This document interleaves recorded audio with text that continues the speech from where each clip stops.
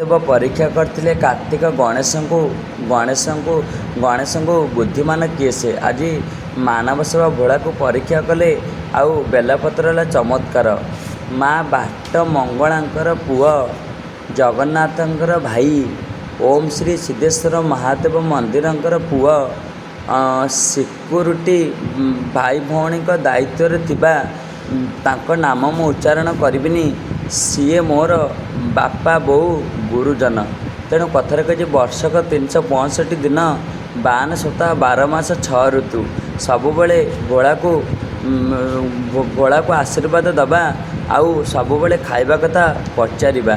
କଥାରେ କହିଛି ସତ କହିଦେବ ମନଟା ହାଲକା ହେଇଯିବ। ଯାହାର ଝାଡ଼ା ହେଉଥିବ ସେ ଚୁଡ଼ା, ଚିନି, କଦଳୀ, ଅମୁଲ ଖାଇବ।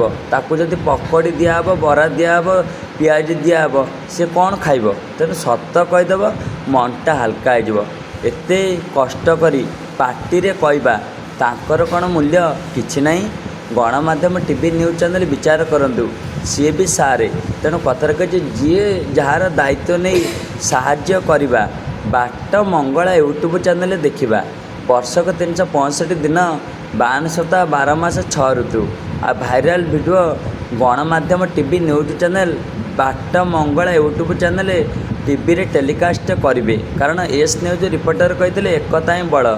ଭୋଳା ତାଙ୍କ କଥା ରଖିଛି, ଆଉ ଭୋଳା କଥା ଗଣମାଧ୍ୟମ ଟିଭି ନ୍ୟୁଜ୍ ଚ୍ୟାନେଲ ରଖିବେ କି ନ ରଖିବେ, ଆଉ ସେ କଥା ଜଗନ୍ନାଥ ବିଚାର କରିବେ।